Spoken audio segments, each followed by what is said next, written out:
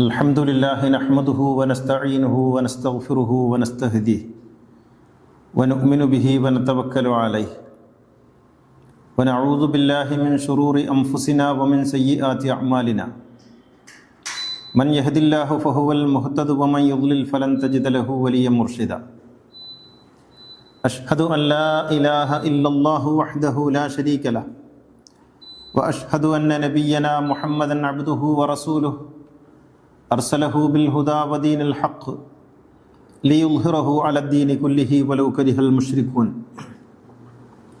اللهم صل على محمد وعلى آل سيدنا محمد اللهم بارك على سيدنا محمد وعلى آل سيدنا ومولانا وحبيبنا ومنجينا وهادينا ومرشدنا وشفيعنا وإمامنا وقدوتنا وقرة أعيننا محمد كما صليت على إبراهيم وآل إبراهيم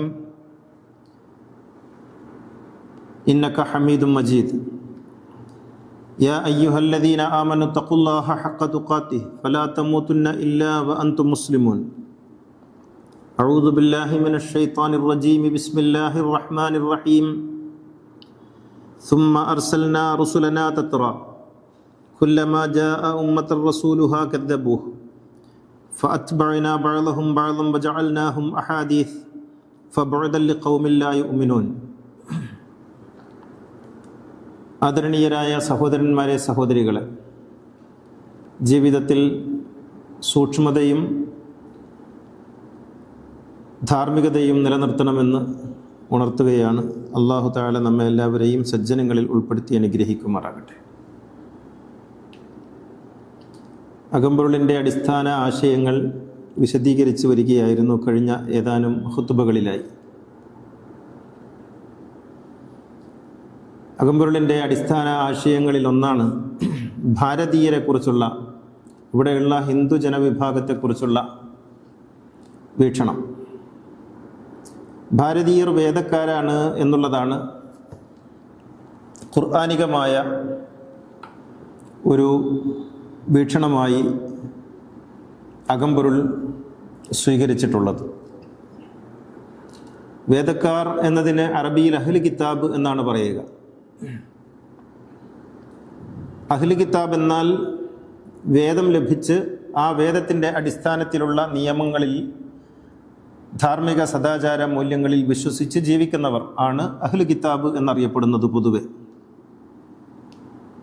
പക്ഷേ മുസ്ലിം ജനസാമാന്യത്തിൽ അധിക പേരും വിശ്വസിക്കുന്നത് അല്ലെങ്കിൽ ധരിച്ചിരിക്കുന്നത് അഹ്ലു കിതാബ് എന്നാൽ യഹൂദരും നസാറാക്കളും അഥവാ ക്രിസ്ത്യാനികളും മാത്രമാണ് എന്നാണ്. ഇത് വലിയ ഒരു അബദ്ധധാരണയാണ്. ആരാരുടെയൊക്കെ കൈകളിൽ വേദമുണ്ടോ അവരൊക്കെയും വേദക്കാരാണ്. ഭാരതീയർ സഹസ്രാബ്ദങ്ങൾക്ക് മുമ്പ്, അത് ചെറിയ കാലമല്ല, 7 8 1000 വർഷങ്ങൾക്ക് മുൻപ് തന്നെ വേദങ്ങളിൽ വിശ്വസിക്കുകയും വേദങ്ങളനുസരിച്ച് ജീവിക്കുകയും അതിനനുസൃതമായ ശരീഅത്തുകളിലൂടെ കടന്നു പോവുകയും ചെയ്തിട്ടുള്ളവരാണ്. 5-8,000 വർഷങ്ങൾക്ക് മുമ്പ് വളരെ സമ്പന്നമായ സമൃദ്ധമായ ഒരു ജ്ഞാനപരിസരം ഈ നാട്ടിലുണ്ടായിരുന്നു. പക്ഷേ ആ ഒരു പാരമ്പര്യത്തെ ഉൾക്കൊള്ളാനോ അത് അംഗീകരിക്കാനോ മുസ്ലിം ജനവിഭാഗങ്ങളിൽ അധികം ആളുകളും തയ്യാറായിട്ടില്ല എന്നുള്ളത് ഖേദകരമായ വസ്തുതയാണ്. ജമാഅത്തെ ഇസ്ലാമി, മുജാഹിദ് തുടങ്ങിയ സംഘടനകൾക്കും അതല്ലാത്ത സംഘടനകൾക്കും പ്രത്യേകമായ മതം മാറ്റ വിങ്ങുകളുണ്ട്. അവർ ഇന്ത്യയിലെ ജനസമൂഹത്തെ കാണുന്നത്, ഹിന്ദു സമൂഹത്തെ കാണുന്നത് വേദമൊന്നുമില്ലാത്ത, അടിസ്ഥാനമൊന്നുമില്ലാത്ത ഒരു ജനവിഭാഗം എന്ന അർത്ഥത്തിലാണ്. അങ്ങനെയാണ് അവർ അവരുടെ മതം മാറ്റം ഉൾപ്പെടെയുള്ള പോളിസികളും നയനിലപാടുകളുമൊക്കെ രൂപീകരിച്ചിട്ടുള്ളത്. അങ്ങനെ രൂപപ്പെടുത്തിയ കർമ്മപദ്ധതികൾ, തെറ്റായ ധാരണകളുടെ അടിസ്ഥാനത്തിൽ രൂപപ്പെടുത്തിയ കർമ്മപദ്ധതികൾ സ്വാഭാവികമായും തെറ്റായിത്തീരുമല്ലോ. തങ്ങൾ ജീവിക്കുന്ന നാട്ടിലെ തങ്ങളോടൊപ്പം ജീവിക്കുന്ന മനുഷ്യ സമൂഹത്തെ മനസ്സിലാക്കുക എന്നുള്ളത് പ്രാഥമികമായ ധർമ്മമാണല്ലോ. അതുപോലും നിർവഹിക്കുന്നില്ല എന്നുള്ളത് ഖേദകരമാണ്. നമ്മുടെ ഈ നാട് ഖുത്ബയുടെ തുടക്കത്തിൽ ഞാൻ പറഞ്ഞതുപോലെ ജ്ഞാനസമ്പന്നമായിരുന്നു, സമൃദ്ധമായിരുന്നു. ഒരു വേദത്തിൻ്റെതാണെങ്കിലും 4 ഖണ്ഡങ്ങളായിട്ടുള്ള 4 വേദങ്ങൾ, 108 ഉപനിഷത്തുകൾ, ഇതിഹാസങ്ങൾ, പുരാണങ്ങൾ എന്നിങ്ങനെ വ്യത്യസ്തങ്ങളായ ജ്ഞാനമേഖലകളിലൂടെ സമൂഹത്തെ നയിച്ചിരുന്ന, ഒരുപക്ഷെ ലോകത്തിലെ ഏറ്റവും പ്രാചീനമായ, ഏറ്റവും പഴയ ജ്ഞാന സംസ്കൃതി ഉള്ള നാടാണ് നമ്മുടെ ഈ നാട്. ഇവിടേക്ക് പ്രവാചകന്മാർ വന്നിട്ടുണ്ട്. വിശുദ്ധ ഖുർആൻ പറയുന്നത് കാണുക, വഇമ്മിൻ ഉമ്മത്തിൻ ഇല്ലാ ഖലാ ഫീഹാ നദീർ. ഒരു സമൂഹത്തിലേക്കും നാം പ്രവാചകന്മാരെ അയക്കാതിരുന്നിട്ടില്ല, എല്ലാ സമൂഹങ്ങളിലേക്കും.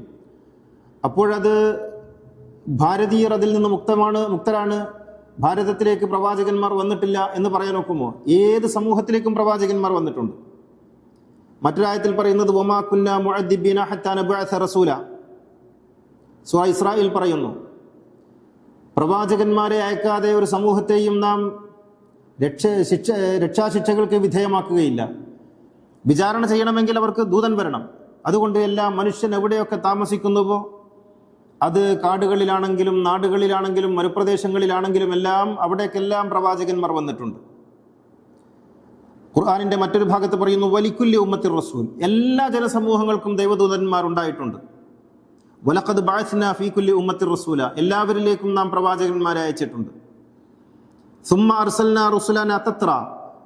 വഴിക്ക് വഴി, തുടരെ നിരന്തരമായി പ്രവാചകന്മാർ വന്നിട്ടുണ്ട് എല്ലാ സമൂഹങ്ങളിലേക്കും. ഒന്നല്ല, അനേക പ്രവാചകന്മാർ വന്നിട്ടുണ്ട്. നമ്മുടെ ഭാരതത്തിൽ ശ്രീരാമൻ, ശ്രീകൃഷ്ണൻ തുടങ്ങിയവരൊക്കെ പ്രവാചകന്മാരല്ല എന്നിങ്ങനെ പറയാൻ കഴിയും? മഹർഷിമാരായി, ഋഷിമാരായി, മുനിമാരായി, ആചാര്യന്മാരായി അറിയപ്പെടുന്ന പുണ്യപുരുഷന്മാരൊക്കെയും പ്രവാചകന്മാരാണ്. അവരിലൂടെയാണ് ഈ വേദങ്ങളൊക്കെ വന്നിട്ടുള്ളത്. ആ വേദങ്ങൾ വഹിയിലൂടെ, വെളിപാടിലൂടെ ലഭിച്ചിട്ടുള്ളതാണ്. വിവേകാനന്ദ സ്വാമി അദ്ദേഹത്തിൻ്റെ പ്രഭാഷണത്തിൽ പറയുന്നുണ്ട്, ഹിന്ദുക്കൾക്ക് അവരുടെ ധർമ്മം, അവരുടെ വേദം ലഭിച്ചിട്ടുള്ളത് വെളിപാടിലൂടെയാണ്. ഹിന്ദുക്കൾക്ക് വേദം ലഭിച്ചിട്ടുള്ളത് വെളിപാടിലൂടെയാണ്. തുടർന്ന് വിവേകാനന്ദ സ്വാമി പറയുന്നത് കാണുക, അതിനാൽ ഞങ്ങളെ ഹിന്ദുക്കൾ എന്നല്ല വിളിക്കേണ്ടത്, വൈദികർ അഥവാ വേദക്കാർ എന്നാണ് വിളിക്കേണ്ടത്. ഞങ്ങളെ വേദക്കാരെന്ന് വിളിക്കണം. ഞങ്ങളുടെ കൈകളിൽ വേദമുണ്ട്. ആ വേദം വെളിപാടിലൂടെ ലഭിച്ചതാണ്, അപൗരുഷേയങ്ങളാണ്, മനുഷ്യനിർമ്മിതമല്ല എന്ന് ഒരു സമൂഹം പറയുമ്പോൾ, അല്ല നിങ്ങൾ വേദക്കാരല്ല, നിങ്ങളുടെ കൈകളിൽ വേദമില്ല എന്ന് പറയുന്നതിൻ്റെ അർത്ഥം എന്താണ്? യുക്തി എന്താണ്? ഭാരതീയർ വേദക്കാരാണ് എന്നുള്ളത് പുതിയ വാദമൊന്നുമല്ല. മറിച്ച് നൂറ്റാണ്ടുകൾക്ക് മുമ്പ് ഭാരതീയർ വേദക്കാരാണ് എന്ന് മുസ്ലിം സമൂഹത്തിലെ പണ്ഡിതന്മാർ തന്നെ അഭിപ്രായപ്പെടുകയും അടയാളപ്പെടുത്തുകയും ചെയ്തിട്ടുണ്ട്. പ്രവാചകന്റെ വിയോഗത്തിന് ശേഷം ഏതാണ്ട് 1 നൂറ്റാണ്ട് തികയുന്നതിന് മുൻപ് താബികളും തബഉ താബികളും ഒക്കെ താമസിക്കുന്ന വലിയ ജ്ഞാനകരിമയുള്ള പണ്ഡിതന്മാർ ജീവിക്കുന്ന കാലത്ത് മുഹമ്മദ് ബിൻ ഖാസിം ഇന്ത്യയിലേക്ക് വന്നു. ഇന്ത്യയിലേക്ക് വന്നപ്പോൾ അദ്ദേഹം ഇവിടെയുള്ള ബൗദ്ധരെ കാണുന്നു, ഇവിടെയുള്ള ഹിന്ദുക്കളെ കാണുന്നു. അദ്ദേഹം എഴുതി ചോദിക്കുന്നു, എങ്ങനെയാണ് നാം ഇവരോട് ഏത് മതത്തിൻ്റെ ഏത് നിയമങ്ങളനുസരിച്ചാണ് ഇടപെടേണ്ടതെന്ന് ചോദിച്ചപ്പോൾ താബീയങ്ങളായിട്ടുള്ള പണ്ഡിതന്മാർ, ഹസൻ ബസരി ഉൾപ്പെടെയുള്ള അദ്ദേഹത്തിൻ്റെ ശിഷ്യഗണങ്ങൾ ഉൾപ്പെടെയുള്ള ആളുകളൊക്കെ കൂടിയാലോചിച്ച് മറുപടി കൊടുക്കുന്നത് അവർ വേദക്കാരാണ് എന്നാണ്. ഋഗും അഥർവവും യജുർവേദവും സാമവേദവും എല്ലാം ഉൾക്കൊള്ളുന്ന ബൃഹത്തായ വേദങ്ങളുടെ നാട്. ആ നാട്ടിൽ താമസിക്കുന്നവർ, ആ വേദത്തെ ഉൾക്കൊള്ളുന്നവർ വേദക്കാരല്ല എന്നിങ്ങനെ പറയാൻ കഴിയും. അതുകൊണ്ട് അവർ വേദക്കാരാണ്, അവരുമായി വിവാഹബന്ധത്തിലേർപ്പെടാം, അവരുമായി വേദക്കാരോടെന്ന പോലെ ഇടപഴകാമെന്ന് അവിടെ നിന്ന് ഫത്വ വരുന്നു. 108 ഉപനിഷത്തുകളുണ്ട്. ഉപനിഷത്തുകൾ എന്നാൽ വേദാന്തങ്ങൾ, ജ്ഞാനത്തിൻ്റെ മഹാസ്രോതസ്, ആഴമളക്കാൻ കഴിയാത്ത വലിയ വലിയ ജ്ഞാനത്തിൻ്റെ നിധികുംഭങ്ങൾ, ഭണ്ഡാരങ്ങൾ. ആ 108 ഉപനിഷത്തുകളുടെ നാടാണിത്. അതിൽ 10 ഉപനിഷത്തുകൾ പ്രത്യേകിച്ച് ഈശാവാസ്യം, കേനം, കഠം, മാണ്ഡൂക്യം, ബൃഹദാരണ്യകം, ചാന്തോക്യം പോലുള്ള 10 ഉപനിഷത്തുകൾ അതിൽ വളരെ പ്രധാനപ്പെട്ടതാണ്. മനുഷ്യൻ്റെ ജീവിതത്തിൻ്റെ നിഖില മേഖലകളെയും സ്പർശിച്ചുകൊണ്ട് ജനനത്തിൻ്റെയും ജന്മത്തിൻ്റെയും മരണത്തിൻ്റെയും രഹസ്യങ്ങൾ തേടിപ്പോകുന്ന, മനുഷ്യൻ്റെ ധർമ്മം തേടിപ്പോകുന്ന, ഈ പ്രപഞ്ചത്തിൻ്റെ ആദികാരണം തേടിപ്പോകുന്ന ജ്ഞാനത്തിൻ്റെ നിധികുംഭാരങ്ങളാണ് ഉപനിഷത്തുകൾ എന്ന് പറയുന്നത്. ആ ഉപനിഷത്തുകൾ, അതുകൂടാതെ ഇതിഹാസങ്ങളും പുരാണങ്ങളും മനുഷ്യനെ നന്മയിലേക്ക് നയിക്കുന്ന വ്യത്യസ്തങ്ങളായ ജ്ഞാനവഴികൾ, ഇതൊക്കെ ഉള്ള ഒരു നാട്ടുകാർ, അവർ വേദക്കാരല്ല, അവർ വേദക്കാരായി അംഗീകരിക്കപ്പെട്ടുകൂടാ, അവർ മുശ്രിക്കുകളാണ്, കാഫിറുകളാണ് എന്നിങ്ങനെ ഫത്വ നൽകി വർഗീയത പ്രഭാഷണം നടത്തി സമൂഹത്തെ തമ്മിലടിപ്പിച്ച് ഭിന്നിപ്പിച്ച് നിർത്തുന്ന മതപ്രഭാഷണ തൊഴിലാളികൾ അറിയണം, ഭാരതീയർ വേദക്കാരാണ് എന്ന് പറഞ്ഞിട്ടുള്ളത് ചില്ലറക്കാരല്ല. അൽബറൂനി അദ്ദേഹം തൻ്റെ യാത്ര കഴിഞ്ഞതിന് ശേഷം കിതാബുൽ ഹിന്ദ് ഒരു പുസ്തകം രചിച്ചു. കിതാബുൽ ഹിന്ദ് എന്ന് പറഞ്ഞാൽ ഭാരതത്തെക്കുറിച്ചുള്ള പുസ്തകമാണ്, ഇന്ത്യയെക്കുറിച്ചുള്ള പുസ്തകം. ആ പുസ്തകത്തിൽ അൽബറൂനി എഴുതി, ലോകത്തെ ഏറ്റവും പ്രാചീനമായ ഒരു സംസ്കൃതി, ഏറ്റവും പഴയ ഒരു സംസ്കൃതി, ഏറ്റവും ജ്ഞാനഗരിമയുള്ള ഒരു സംസ്കൃതി കണ്ടാണ് ഞാൻ വരുന്നത്. ഇത് നമ്മളറിയണം. അപ്പോൾ പറയും ഇവിടുത്തെ ദൈവസങ്കല്പം വളരെ അപകടകരമാണ്, അത് ഇസ്ലാമുമായിട്ട് ചേരുന്നില്ല എന്ന്. എങ്കിൽ എന്താണ് ഇവിടെയുള്ള ദൈവസങ്കല്പമെന്ന് സ്വാമി വിവേകാനന്ദൻ പറയട്ടെ. അദ്ദേഹം പറയുന്നു, ദൈവമായ പരന്റെ സ്വരൂപം എന്ത്? അവിടുന്ന് സർവവ്യാപിയാണ്, നിർമ്മലനും നിരാകാരനും സർവശക്തനും പരമകാരുണികനുമാണ്. ഞങ്ങളുടെ കരുത്തിൻ്റെ ഉറവിടമാണ് ദൈവം. എങ്ങനെയാണ് അവിടുത്തെ ആരാധിക്കേണ്ടത്? പ്രേമം കൊണ്ട് തന്നെ. ഈ ജന്മത്തിലും വരും ജന്മത്തിലുമുള്ള എല്ലാറ്റിനെയും കാൾ പ്രിയതരനായി ശ്രേഷ്ഠനായി കരുതി ദൈവത്തെ ആരാധിക്കണം. ഈ ലോകത്തിലോ വരും ലോകത്തിലോ കിട്ടാവുന്ന ഫലങ്ങൾ കൊതിച്ച് ഈശ്വരനെ പ്രേമിക്കുന്നത് നല്ലത് തന്നെ. എന്നാൽ അതിനേക്കാളും നല്ലത് പ്രേമത്തിന് വേണ്ടി ദൈവത്തെ പ്രേമിക്കുക എന്നുള്ളതാണ്. ആ പ്രാർത്ഥന ഇങ്ങനെയായിരിക്കണം: ഭഗവൻ, എനിക്ക് ഫലകാംക്ഷയില്ലാതെ അവിടുത്തെ പ്രേമിക്കുമാറാകണം, നിസ്വാർത്ഥം പ്രേമാർത്ഥം പ്രേമിക്കണം. വിവേകാനന്ദ സാഹിത്യ സർവസ്വത്തിൽ അതിൻ്റെ 1-ാം വാള്യത്തിൽ എഴുതി വച്ചിരിക്കുന്നു, വിവേകാനന്ദ സ്വാമിയുടെ ഈ പ്രഭാഷണത്തിൻ്റെ ഭാഗം ഇതേക്കാൾ നന്നായി, ഇതേക്കാൾ മനോഹരമായി എങ്ങനെയാണ് ഈശ്വര പ്രണയത്തെയും ഈശ്വരാരാധനയെയും നിർവചിക്കാൻ സാധിക്കുക, നിർണയിക്കാൻ എങ്ങനെ കഴിയും? ഇതേക്കാൾ മനോഹരമായി ആർക്കാണ് എഴുതി വെക്കാൻ സാധിക്കുക? ഈ ഈശ്വര സങ്കല്പത്തിന് എന്താണ് കുഴപ്പം? ഇനി ഖുർആനിലെ ഒരു വചനം ഇതുമായി ചേർത്ത് വായിക്കുന്നത് നന്നായിരിക്കും. വല്ലദീന ആമനു അശദ്ദു ഹുബ്ബൻ ലില്ലാഹ്. അള്ളാഹുവിനോട് വിശ്വാസികൾക്ക് അതിരറ്റ പ്രണയമാണ്, അതിരറ്റ പ്രേമമാണ്. വിവേകാനന്ദ സ്വാമി പറഞ്ഞിട്ടുള്ളതും അത് തന്നെയാണ്. ഈ രീതിയിൽ ദൈവസങ്കല്പം, അപ്പം മനുഷ്യന്മാർ തെറ്റായ ആരാധനാരീതികൾ സ്വീകരിക്കുന്നു. ഇത് ഇസ്ലാമിലും ക്രിസ്തുമതത്തിലും യഹൂദ മതത്തിലും എല്ലാ മതങ്ങളിലും സംഭവിച്ചതല്ലേ? അതുപോലെ ഈ മതത്തിലും 1400 വർഷം മാത്രം പഴക്കമുള്ള ഇസ്ലാമിൽ എന്തെന്ത് ആരാധന വ്യതിയാനങ്ങളും വ്യത്യാസങ്ങളും ഉണ്ടായി, എന്തൊക്കെ കൂടിക്കലർന്നു, എന്തൊക്കെ വിട്ടുപോയി. എങ്കിൽ 5-8,000 വർഷം പഴക്കമുള്ള ഹിന്ദുമതത്തിൽ സ്വാഭാവികമല്ലേ അത്? ക്രിസ്തു മതത്തിലുണ്ടായിട്ടില്ലേ? യഹൂദ മതത്തിലുണ്ടായിട്ടില്ലേ? എല്ലാ മതങ്ങളിലും അത് പുരോഹിതന്മാർ ഉണ്ടാക്കുന്ന നിയമങ്ങൾ, അത് കാലാകാലങ്ങളിൽ വ്യത്യാസപ്പെട്ടുകൊണ്ടിരിക്കും, ആരാധനകൾ വ്യത്യാസപ്പെടും. ഈ വ്യത്യാസങ്ങൾ ഹിന്ദുമതത്തിനുമുണ്ട് എന്നുള്ളതിനപ്പുറത്ത് ഹിന്ദുമതത്തിലെ അടിസ്ഥാന രേഖകൾ, പ്രമാണങ്ങൾ നോക്കിയാൽ എവിടെയാണ് ദൈവസങ്കല്പത്തിൽ, പ്രവാചക സങ്കല്പത്തിൽ, മനുഷ്യന്റെ മോക്ഷസങ്കല്പത്തിൽ, കർമ്മസങ്കല്പത്തിൽ വ്യത്യാസമുള്ളത്? ഒരു വ്യത്യാസവും ഇല്ല. ഫലേച്ഛയില്ലാതെ പ്രവർത്തിക്കുക, ഇതിനല്ലേ ഇഖ്ലാസ് എന്ന് പറയുന്നത്. ഇഖ്ലാസ് ഉണ്ടായിരിക്കണം എന്ന് പറയുന്നത്. ഫലേച്ഛയില്ലാതെ, ഫലം കാക്ഷിക്കാതെ പ്രവർത്തിക്കുക, അങ്ങനെ നിഷ്കാമകർമ്മിയായി ജീവിക്കുക എന്നുള്ളതിൻ്റെ അറബിയിൽ പറയുന്ന പേര് ഇഖ്ലാസ്. ആ ഇഖ്ലാസാണ് ഇവിടെ വിവേകാനന്ദ സ്വാമി പറഞ്ഞിട്ടുള്ളത്. റാബിയ ബസ്രി പറഞ്ഞതുപോലെ, അള്ളാഹുവേ, എനിക്ക് നിന്നെ വേണം, എനിക്ക് നിന്റെ സ്വർഗം വേണ്ട, എനിക്ക് നിന്റെ നരകം വേണ്ട, ഞാൻ സൃഷ്ടിയെ ആരാധിക്കുന്നില്ല, എനിക്ക് നിന്നെയാണ് വേണ്ടത്. ഇതുപോലെ റാബിയ ബസ്രി പറഞ്ഞ അതേ ആശയം തന്നെയല്ലേ സ്വാമി വിവേകാനന്ദൻ തൻ്റെ ഈ പ്രഭാഷണത്തിൽ പറഞ്ഞിട്ടുള്ളത്. അപ്പോൾ ഭാരതീയരെക്കുറിച്ച്, ഹിന്ദുക്കളെക്കുറിച്ച് അടിസ്ഥാനപരമായി പഠിച്ചാൽ യഥാർത്ഥത്തിൽ മനസ്സിലാക്കാൻ കഴിയും ഹിന്ദുക്കൾ വേദക്കാരാണെന്നും എങ്ങനെയാണോ വേദക്കാരുമായി ബന്ധപ്പെട്ട് ജീവിക്കാൻ ഖുർആൻ പറയുന്നത്, അവരുമായി വിവാഹബന്ധത്തിലേർപ്പെട്ടും അവരുമായി പരസ്പരം ഇഴുകിച്ചേർന്നും ജീവിക്കാവുന്ന ആ ഒരവസ്ഥ ഭാരതീയരോടും പുലർത്തേണ്ടതുണ്ട് എന്ന് മനസ്സിലാക്കാൻ സാധിക്കും. ജമാഅത്തെ ഇസ്ലാമിയുടെ പ്രസിദ്ധീകരണ വിഭാഗമാണ് IPH, ഇസ്ലാമിക് പബ്ലിഷിംഗ് ഹൗസ്. അവർ പതിറ്റാണ്ടുകൾക്ക് മുമ്പ് പ്രസിദ്ധീകരിച്ച ഒരു പുസ്തകമുണ്ട്, ഭാരതീയ സംസ്കാരത്തിൻ്റെ അടിയൊഴുക്കുകൾ. പ്രബോധനത്തിൻ്റെ എഡിറ്ററായിരുന്ന ടി മുഹമ്മദ് എഴുതിയ പുസ്തകമാണത്. അദ്ദേഹം ആ പുസ്തകത്തിൽ എഴുതുന്നു, പ്രവാചക മതമാണ് ഭാരതത്തിൻ്റെ മതം. ഇൻഡോ ആര്യന്മാരുടെ ആഗമനത്തിന് മുമ്പുള്ള ഭാരതീയ ജീവിതത്തിൽ സാബി മതമായിരുന്നു പ്രമുഖമായി ഉണ്ടായിരുന്നത്.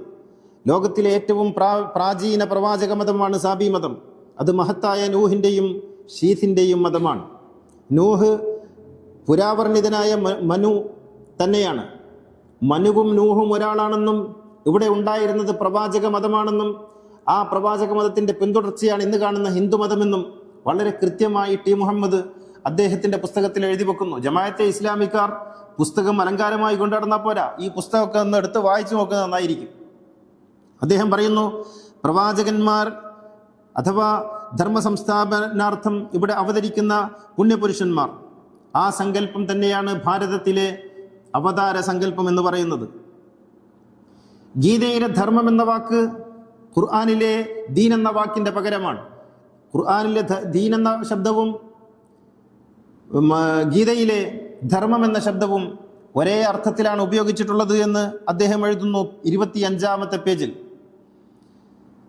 ഇങ്ങനെ വ്യത്യസ്തങ്ങളായി ഇതിനെ പഠിച്ചവരൊക്കെയും ഭാരതീയർ വേദക്കാരാണ് എന്ന് അർത്ഥശങ്കയ്ക്കിടയില്ലാത്ത വിധം പറഞ്ഞിട്ടുണ്ട്. ഇന്ത്യയിലെ വളരെ പ്രഗത്ഭനായ പണ്ഡിതന്മാരിൽ ഒരാളാണ് സയ്യിദ് സുലൈമാൻ നദ്വി. അദ്ദേഹം അൽ അലാഖത്തുൽ അറബിയ വൽ ഹിന്ദിയ എന്ന പുസ്തകത്തിൽ അദ്ദേഹം എഴുതുന്നു, ഇന്ത്യക്കാർക്ക് വേദമുണ്ടെന്നും ഇന്ത്യക്കാർ വേദക്കാരാണെന്നും അഹ്ലുൽ കിതാബിൽപ്പെട്ടവരാണെന്നും പണ്ട് മുതലേ സർവസമ്മതമായി രേഖപ്പെടുത്തിയിട്ടുള്ള കാര്യമാണ് എന്ന് മൗലാന ആസാദ് അദ്ദേഹത്തിൻ്റെ തർജുമാനുൽ ഖുർആനിൽ പറയുന്നു. ഭാരതത്തിൽ ഉള്ള ദേവതാ സങ്കല്പം ഇസ്ലാമിലെ മാലാഖ സങ്കല്പം തന്നെയാണ്. മലക്കുകളെക്കുറിച്ച്, ഏഞ്ചലിനെ കുറിച്ച് ഇസ്ലാം പുലർത്തുന്ന വിശ്വാസം തന്നെയാണ് ഭാരതത്തിലെ ദേവത അഥവാ യസ്ത സങ്കല്പം എന്ന് പറയുന്നത്. അതുപോലെ ദാരാഷിഖോ എന്ന് പറഞ്ഞാൽ ഷാജഹാൻ ചക്രവർത്തിയുടെ മൂത്ത മകൻ, എല്ലാവരും പുകഴ്ത്തിപ്പാടുന്ന ഔറംഗസീബിന്റെ ജ്യേഷ്ഠനെ കൊന്നിട്ടാണ് ഔറംഗസീബ് അധികാരത്തിലേക്ക് വന്നത്. വാപ്പാനെ പിടിച്ച് തുറുങ്കിലിട്ട് ജ്യേഷ്ഠനെ കൊന്നുകളഞ്ഞിട്ട് വന്നു. അത് മറ്റൊരു സംഭവമായതുകൊണ്ട് ഇപ്പോൾ തൽക്കാലം പറയുന്നില്ല. അങ്ങനെ ദാരാഷിഖോ മജ്മഉൽ ബഹ്റൈൻ എന്ന ഒരു പുസ്തകം എഴുതിയിട്ടുണ്ട്, അതിമനോഹരമായ ആഴമുള്ള പുസ്തകം. ആ പുസ്തകത്തിൽ അദ്ദേഹം പറയുന്നത് രണ്ട് സാഗരങ്ങളുടെ സംഗമം എന്നാണ് ആ പുസ്തകത്തിൻ്റെ പേര്. ഏതാണ് ആ രണ്ട് സാഗരങ്ങൾ? ഒന്ന് ഭാരതീയ ജ്ഞാന പൈതൃകം, മറ്റൊന്ന് ഇസ്ലാമിക ജ്ഞാന പൈതൃകം. ഇസ്ലാമിക സംസ്കൃതി, മറ്റൊന്ന് ഭാരതീയ സംസ്കൃതി. ഇത് രണ്ടും ചേരുന്നിടത്ത് അദ്ദേഹം പറയുന്നു, ഇത് രണ്ടും രണ്ടാണെന്ന് തോന്നാത്ത വിധം, ഇത് രണ്ടും ഒന്നാണെന്ന് ആർക്കും മനസ്സിലാക്കാൻ കഴിയുന്ന വിധം അത്യത്ഭുതകരമായി ലയനം പ്രാപിക്കാൻ സാധിക്കുന്ന തത്വശാസ്ത്രങ്ങളാണ്. ഇത് രണ്ടല്ല, അടിസ്ഥാനപരമായി ആഴത്തിൽ പരിശോധിച്ച് നോക്കിയാൽ വിശദാംശങ്ങളിൽ അതിൻ്റെ ബാഹ്യമായ കാര്യങ്ങളിൽ വ്യത്യാസങ്ങൾ കണ്ടേക്കാം, പക്ഷേ അടിസ്ഥാനപരമായി ഒന്നാണ് എന്ന് ദാരാഷിഖോ അദ്ദേഹത്തിൻ്റെ മജ്മഉൽ ബഹ്റൈനിൽ രേഖപ്പെടുത്തുന്നു. ഷാ വലിയുല്ലാഹി ദഹ്ലവിയുടെ മകൻ, ഇന്ത്യയിലെ മഹാനായ പണ്ഡിതൻ, മഹത്തുക്കളായ പണ്ഡിതരിൽ ഒരാളായി ഗണിക്കപ്പെടുന്നയാൾ ഷാ വലിയുല്ലാഹി ദഹ്ലവിയുടെ മകൻ അബ്ദുൽ അസീസ് ഷാ പഹ്ലവി അദ്ദേഹത്തിൻ്റെ ഫത്താവായ അസീസ് എന്ന് പറയുന്ന പുസ്തകത്തിൽ എഴുതുന്നു, യഹൂദ ക്രൈസ്തവ മതങ്ങൾ പോലെ തന്നെയാണ് ഭാരതീയ മതവും. ഹിന്ദുക്കൾ വേദക്കാരാണെന്നതിൽ യാതൊരു തർക്കവുമില്ല. ഭാരതീയരുടെ അവതാര സങ്കല്പം പ്രവാചക സങ്കല്പത്തിൻ്റെ ഭാഷാന്തരം മാത്രമാണ്. ഷാ വലിയുല്ലാഹി ദഹ്ലവിയുടെ മകനാണ് എഴുതിയത്. യഹൂദ മതം പോലെ, ക്രൈസ്തവ മതം പോലെ ഒരു വൈദിക മതമാണ്, അഹ്ലു കിതാബിൽപ്പെട്ട ആളുകളാണ് ഭാരതീയർ, അങ്ങനെയുള്ളൊരു മതമാണ് ഹിന്ദുമതം എന്ന്. പ്രിയമുള്ളവരെ, സ്വന്തം സമൂഹത്തെ മനസ്സിലാക്കാൻ കഴിയാതെ ഉഗ്രവിഷം പുറത്തേക്ക് വിട്ട് മനുഷ്യരെ തമ്മിൽ തല്ലിക്കുന്ന മതപ്രഭാഷണ തൊഴിലാളികൾ യഥാർത്ഥത്തിൽ ഇതൊക്കെ മനസ്സിലാക്കേണ്ടതുണ്ട്, പഠിക്കേണ്ടതുണ്ട്. ഏതോ രണ്ട് വാക്കുകൾ, രണ്ട് ശ്ലോകങ്ങൾ കാണാതെ പഠിച്ച് ഒരു സംസ്കൃതിയെയും ആ സംസ്കൃതിക്കാധാരമായ വേദങ്ങളെയും പുലഭ്യം പറയുന്നത് ഏറ്റവും മിതമായ ഭാഷയിൽ പറഞ്ഞാൽ തെമ്മാടിത്തമാണ്. ആഴത്തിൽ പഠിക്കാതെ മതങ്ങളെ പഠിക്കണം, വേദങ്ങളെ പഠിക്കണം, ആഴത്തിൽ പഠിക്കണം, അപഗ്രഥിക്കണം. അപ്പോഴാണ് യഥാർത്ഥത്തിൽ ഇക്കാര്യങ്ങളെ മനസ്സിലാക്കാൻ കഴിയുക. ഇവിടെയുള്ള വേദങ്ങളും വേദാന്തങ്ങളും അതിനെ ആധാരമാക്കി വന്നിട്ടുള്ള ജ്ഞാന സൂത്രങ്ങളുമെല്ലാം യഥാർത്ഥത്തിൽ ഖുർആൻ മുന്നോട്ട് വെക്കുന്ന ദൈവസങ്കല്പത്തിൻ്റെ, ഖുർആൻ മുന്നോട്ട് വെക്കുന്ന പ്രവാചക സങ്കല്പത്തിൻ്റെ, ഖുർആൻ മുന്നോട്ട് വെക്കുന്ന മോക്ഷസങ്കല്പത്തിൻ്റെ അതിനോട് സമീകരിക്കാവുന്ന, അതും ഇതും വേറല്ല എന്ന് തോന്നാവുന്ന വിധത്തിൽ തന്നെ ഉള്ളതാണ്. ഏകദൈവമായ ബ്രഹ്മത്തെക്കുറിച്ച്, പരമ്പൊരുളിനെക്കുറിച്ച്, ധർമ്മം സ്ഥാപിക്കാൻ വേണ്ടി വരുന്ന അവതാര പുരുഷന്മാരെക്കുറിച്ച്, മനുഷ്യൻ്റെ കർമ്മഫലങ്ങളെക്കുറിച്ചൊക്കെ പറയുന്നത് യാതൊരു വ്യത്യാസമില്ലാത്ത കാര്യങ്ങളാണ്. ഇതൊന്നും അടിസ്ഥാനപരമായി പഠിക്കാതെ ഉപരിപ്ലവമായി എന്തൊക്കെയോ തെറ്റിദ്ധാരണകളോടുകൂടി മനസ്സിലാക്കി എന്നിട്ട് ഒരു സംസ്കൃതിയെയും ഒരു ജ്ഞാന പാരമ്പര്യത്തെയും തള്ളിക്കളയുന്ന ഈ രീതി ആശാവഹമല്ല. അത് സമൂഹത്തിൽ പലവിധ പ്രശ്നങ്ങൾ ഉണ്ടാക്കുന്നു. ആദരിക്കാൻ പഠിക്കണം, ഉൾക്കൊള്ളാൻ പഠിക്കണം, ചേർന്ന് നിൽക്കാനും ചേർത്ത് നിർത്താനും പഠിക്കണം. അങ്ങോട്ട് പോകരുത്, തൊടരുത്, നോക്കരുത്, തിന്നരുത്, കുടിക്കരുത് എന്നിങ്ങനെ പറയുന്ന വർഗീയതയുടെ കണ്ണട മാറ്റി വേദങ്ങളെ പഠിക്കുമ്പോൾ അറിയാം, ഈ വേദങ്ങളെല്ലാം ഒരേ സ്രോതസ്സിൽ നിന്നുണ്ടായതാണ്.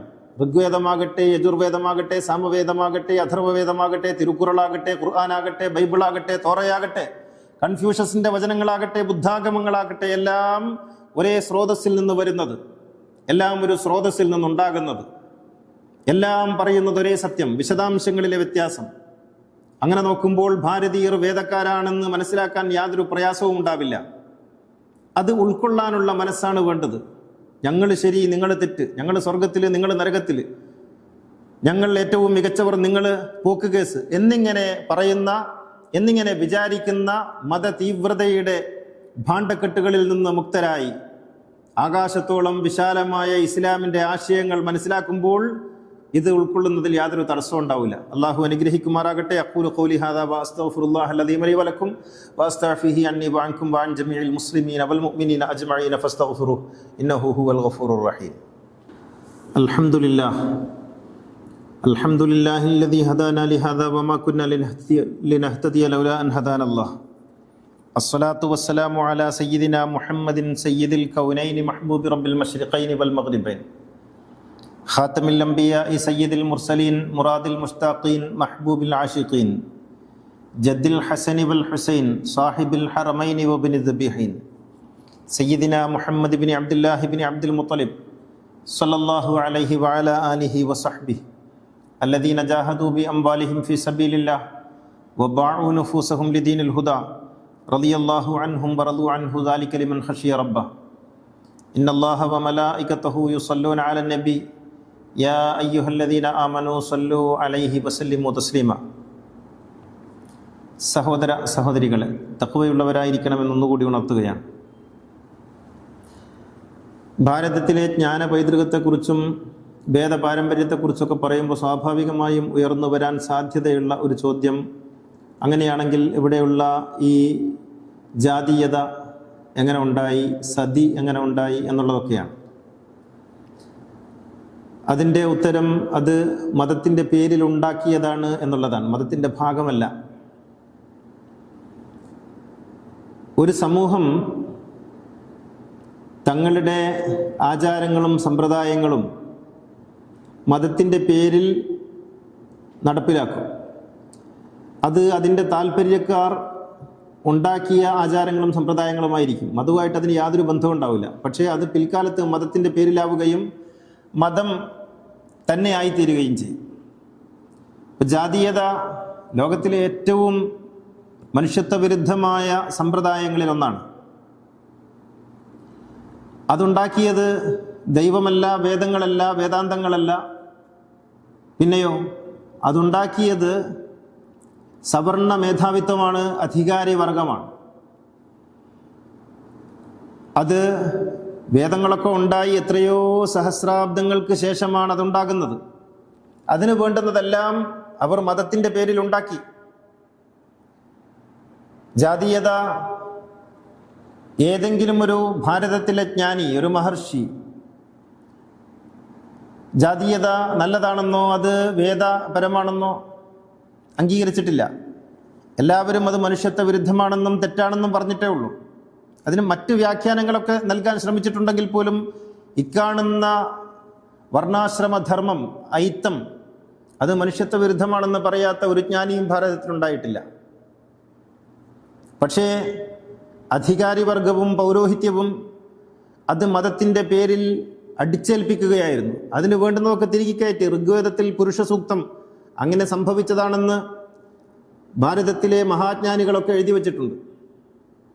അപ്പോൾ ആ രീതിയിൽ കാര്യങ്ങളെ വളച്ചൊടിച്ച് തങ്ങളുടെ ഇഷ്ടത്തിനനുസരിച്ച് വ്യാഖ്യാനിച്ച് ജനങ്ങളെ ആ വഴിയിലേക്ക് വരുത്തിക്കുകയായിരുന്നു പൗരോഹിത്യവും സവർണ മേധാവികളും അധികാരികളും ഒക്കെ ചെയ്തിട്ടുള്ളത്. ഇത് ഹിന്ദുമതത്തിൻ്റെ കാര്യത്തിൽ മാത്രമാണോ? മുഹമ്മദ് നബിയുടെ മതമാണോ ഇന്ന് ഇസ്ലാം മതം? മുഹമ്മദ് നബി കൊണ്ടുവന്ന ആചാരങ്ങളും സമ്പ്രദായങ്ങളുമാണോ എന്നുള്ളത്? എത്ര വ്യത്യാസപ്പെട്ടു പോയി. ക്രിസ്തുമതം അങ്ങനെയാണോ? യഹൂദമതമാണോ? ബുദ്ധമതമാണോ? എല്ലാ മതങ്ങളും അതുണ്ടായ ഉറവിടത്തിൽ നിന്ന് കുറച്ചു കാലം അങ്ങോട്ടേക്ക് സഞ്ചരിക്കുമ്പോഴേക്ക് അതിൽ പലതും വന്നു ചേരും, പലതും വിട്ടുപോകും. അത് സ്വാഭാവികമാണ്. 5000 വർഷം പഴക്കമുള്ള ഹിന്ദുമതത്തിൽ സ്വാഭാവികമല്ലേ അത്? നിങ്ങൾ നോക്കൂ, ഫത്തുഹുൽ മൊയ്ൻ എടുത്ത് വായിച്ചു നോക്കൂ. അതിൽ ഒസാന്മാരുടെ കൂടെ ഇരുന്ന് ഭക്ഷണം കഴിക്കാൻ പാടില്ല, അത് മക്രൂഹാണെന്ന് എഴുതി വെച്ചിരിക്കുന്നു. ഇസ്ലാമുമായിട്ട് തന്നെ ബന്ധമുണ്ടോ? ഇസ്ലാം പറയുന്നതാണോ അത്? ഇസ്ലാം മനുഷ്യത്വ വിരുദ്ധമായി അങ്ങനെ ഒരു നിയമം ഉണ്ടാവും. പക്ഷേ ഇസ്ലാമിൻ്റെ കിതാബ് ഇപ്പോഴും മെഹ്റാബുകളിൽ പഠിപ്പിക്കപ്പെടുന്ന പള്ളി ദർസുകളിൽ പഠിപ്പിക്കപ്പെടുന്ന കോളേജുകളിൽ വായിക്കപ്പെടുന്ന പുസ്തകത്തിലുള്ളതല്ലേ അത്? വിശുദ്ധമെന്ന് കരുതി ഇപ്പോഴും പഠിപ്പിക്കപ്പെടുന്നില്ലേ? അത് ഇസ്ലാമിലുള്ളതാണോ? ഇസ്ലാം ഇപ്പം നിലവിലുള്ള ഇസ്ലാമിൽ അടിമത്തം അംഗീകരിച്ചിട്ടില്ലേ? 100 പരം എത്രത്തോളം യാതൊരു ലിമിറ്റും ഇല്ലാതെ അൺലിമിറ്റഡായി അടിമകളെ കൈവശം വെക്കാം, മനുഷ്യരെ വിൽക്കാം, വാങ്ങാം, അത് അനുവദനീയമാണ് എന്ന് എഴുതി വച്ചിട്ടില്ലേ? അവരുമായി ഭോഗിക്കാം, അവരിൽ മക്കളുണ്ടാകാം എഴുതി വച്ചിട്ടില്ലേ? നബിക്ക് അടിമയുണ്ടായിരുന്നെന്നും ആ അടിമയുമായി പ്രവാചകൻ ഭോഗിച്ചിരുന്നുവെന്നും അതിൽ മക്കളുണ്ടായിരുന്നു എഴുതി വച്ചിട്ടില്ലേ? യഥാർത്ഥത്തിൽ അങ്ങനെ ഉണ്ടോ? ഇസ്ലാമിൽ അടിമത്തം ഉണ്ടോ? ഉണ്ടാകാൻ പാടുണ്ടോ? പ്രവാചകൻ അടിമകൾ ഉണ്ടാകാൻ പാടുണ്ടോ? ഇല്ലല്ലോ. പക്ഷെ അത് എഴുതി വെച്ചില്ലേ? എഴുതി വെച്ചു. എന്നിട്ടത് ഇസ്ലാമിൻ്റെ പേരിലാണെന്ന് ഇന്ന് ജനസാമാന്യം വിശ്വസിക്കുന്നില്ലേ? ഇസ്ലാമിൽ അതുണ്ടെന്ന് വിശ്വസിക്കുന്നുണ്ട്. അതിനെ ന്യായീകരിക്കാൻ വേണ്ടി പ്രസംഗ തൊഴിലാളികൾ നാടൊട്ടുക്കും ചുറ്റി നടക്കുന്നില്ലേ? അടിമത്തം അത് പണ്ടത്തെ സമ്പ്രദായമാണ്, അന്നത്തെ സാമ്പത്തികമായ നിലനിൽപ്പിൻ്റെ ആധാരമാണെന്നൊക്കെ പറഞ്ഞിട്ട് എന്ത് വിഡ്ഢിത്തവും വിവരക്കേടും പറയുന്നു. പക്ഷെ അത് ഇസ്ലാമിലുള്ളതാണോ? അല്ല. ഇങ്ങനെ ഏതേതൊക്കെ സംഗതികൾ മതങ്ങളുടെ പേരിൽ പിൽക്കാലത്ത് ഈ അധികാരവർഗവും പൗരോഹിത്യവും കൂടി കൂട്ടുചേർന്ന് ഒരു കുറുമുന്നണി ഉണ്ടാക്കി എഴുതി വെച്ചിട്ടുണ്ടെന്നോ? ആ എഴുതി വെച്ചതിൻ്റെ ഒക്കെ ഉത്തരവാദിത്വം വേദത്തിനുണ്ടോ? അത് മതത്തിനാണോ? അല്ല. പക്ഷെ അത് മതമായി തീർന്നു പിൽക്കാലത്ത്. ഇതുപോലെ തന്നെയാണ് ഇന്ത്യയിൽ ജാതീയത, സതി. ഭർത്താവ് മരണപ്പെട്ടാൽ ആ ഭർത്താവിൻ്റെ ചിതയിൽ ചാടി സ്ത്രീ വിധവയായി പെണ്ണ് മരിക്കണം എന്നെഴുതി വെച്ചു. എത്രയോ കാലം അത് കൊണ്ടു നടന്നു. അത് നിരോധിച്ചപ്പോൾ അതിനെതിരെ സമരം നടന്നു. ആചാരം പൊട്ടിപ്പോകുന്നു, പൊളിഞ്ഞു പോകുന്നു പറഞ്ഞിട്ട് നിലവിളികളുണ്ടായി. ഇങ്ങനെയൊക്കെയല്ലേ നടക്കുന്നത്? ഇതൊന്നും മതവുമായിട്ട് അതിന് യാതൊരു ബന്ധവുമില്ല. ഏത് കിതാബിലാണ്, ഏത് വേദത്തിലാണ്, ഏത് വേദാന്തത്തിലാണ് സതി ന്യായീകരിക്കപ്പെടുന്നത്? ഇല്ല.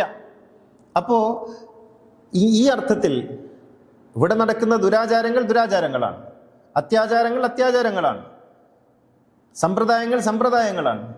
അതിന് മതത്തിൻ്റെ വിലാസം നൽകുന്നത് താല്പര്യക്കാരാണ്. യഥാർത്ഥത്തിൽ മതത്തെ പഠിക്കേണ്ടത് അതിൻ്റെ അടിസ്ഥാന സ്രോതസ്സുകളിൽ നിന്നാണ്. ഞാൻ നേരത്തെ പറഞ്ഞതുപോലെ എവിടുന്നെങ്കിലും 1-2 കഷ്ണം ഈ ശ്ലോകം കാണാതെ പഠിച്ചു വന്നിട്ട് സ്ത്രീ സ്വാതന്ത്ര്യം അർഹതി എന്ന് മനുസ്മൃതിയിൽ പറഞ്ഞിട്ടില്ല. സ്മൃതി എന്താണ്, ശ്രുതി എന്താണ്, വേദം എന്താണ്, വേദാന്തം എന്താണ്, ഇതൊന്നും മനസ്സിലാക്കാതെയാണല്ലേ പറയുന്നത്. അപ്പോൾ സമൂഹത്തെ ഒന്നിപ്പിക്കാനാണ് ശ്രമിക്കേണ്ടത്, മനുഷ്യരെ ഒന്നിപ്പിക്കാനാണ് ശ്രമിക്കേണ്ടത്. അതിന് വേദങ്ങളിൽ ഇഷ്ടംപോലെ സാധ്യതകളുണ്ട്. എന്നിട്ട് ഇല്ലാ കഥകൾ പറഞ്ഞ് മറ്റു മതങ്ങളെ പുലഭ്യം പറഞ്ഞ് മറ്റു മതങ്ങളെ ബത്സിച്ച് മറ്റ് വേദങ്ങളെ അപഹസിച്ച് ഇവിടെ ഫിത്നയും പ്രശ്നം ഉണ്ടാക്കുകയല്ല വേണ്ടത്. മതം മാറ്റത്തിന് വേണ്ടി തേരാപ്പാര ഓടി നടക്കുകയല്ല വേണ്ടത്. അവരവർ ഉൾക്കൊള്ളുന്ന മതത്തിൽ നിൽക്കാൻ അവരവരെ പ്രേരിപ്പിച്ചുകൊണ്ട് അതാത് വേദങ്ങളെക്കുറിച്ചും മതങ്ങളെക്കുറിച്ചും സാധ്യമാകുന്ന അളവിൽ പഠിച്ച് അതിനെ അതർഹിക്കുന്ന വിധത്തിൽ ആദരവോടെ സംസാരിക്കാൻ പഠിക്കണം. ദൈവം ഏതെങ്കിലും ഒരു മതത്തിൻ്റെ, ഒരു ജാതിയുടെ, ഒരു സമുദായത്തിൻ്റെ സൃഷ്ടാവ് മാത്രമല്ലെന്നും ഈ പ്രപഞ്ചത്തിൻ്റെ സൃഷ്ടാവാണെന്നും ഓർമ്മ വേണം. ഭാരതീയർ വേദക്കാരാണ്. അവർ സമ്പന്നമായ വേദത്തിൻ്റെ പൈതൃകവും പാരമ്പര്യവും ഉള്ളവരാണ്. അവരുമായി ഇഴചേർന്ന് അവരുമായി സഹവർത്തിത്വത്തിൽ വിവാഹബന്ധം ഉൾപ്പെടെയുള്ള കാര്യങ്ങളിൽ ഏർപ്പെട്ട് ജീവിക്കാമെന്ന് വിശുദ്ധ ഖുർആനും ഇസ്ലാമിലെ ജ്ഞാന പാരമ്പര്യവും സമ്മതിക്കുന്നുണ്ട്. ഇത് സമ്മതിക്കാത്തത് പൗരോഹിത്യമാണ്. തമ്മിലടിപ്പിച്ച് ചോര കുടിക്കുന്ന കുറുക്കൻ്റെ സൂത്രമാണ് പൗരോഹിത്യത്തിന് എക്കാലവും ഉള്ളത്. ഇപ്പോഴും അങ്ങനെ തന്നെ. മനുഷ്യൻ സമാധാനത്തിലും ഐക്യത്തിലും സ്നേഹത്തിലും ജീവിക്കുന്നത് അവർക്ക് ഇഷ്ടമല്ല. അവർക്ക് അവരുടെ താല്പര്യങ്ങൾ സംരക്ഷിക്കാൻ വിഘടിച്ച് നിൽക്കണം, ശത്രുഭയം ഉണ്ടാക്കണം, ശത്രുവിനെ സങ്കല്പിക്കണം. അങ്ങനെ നിഴൽ യുദ്ധം നടത്തി മനുഷ്യനെ ചൂഷണം ചെയ്യുന്ന, ഊറ്റിക്കുടിക്കുന്ന പൗരോഹിത്യത്തിൻ്റെ ദംഷ്ട്രകളിൽ നിന്ന് രക്ഷപ്പെടാൻ വിശുദ്ധ ഖുർആനിനെ ആഴത്തിൽ പഠിക്കണം. ആകാശ വിശാലതയുള്ള ആ ഒരു വേദവായനയിലൂടെ മാത്രമേ നമുക്ക് മുക്തി ഉണ്ടാവുകയുള്ളൂ. അള്ളാഹു അനുഗ്രഹിക്കുമാറാകട്ടെ. اللهم اغفر للمؤمنين والمؤمنات والمسلمين والمسلمات الأحياء منهم والأموات إنك مجيب الدعوات وقاضي الحاجات طيب ثراهم واجعل الجنة مأواهم ربنا آتنا في الدنيا حسنة وفي الآخرة حسنة وقنا عذاب النار ربنا اغفر لنا ولإخواننا الذين سبقونا بالإيمان ولا تجعل في قلوبنا غلا للذين آمنوا ربنا إنك رؤوف رحيم وآخر الدعاء الحمد لله.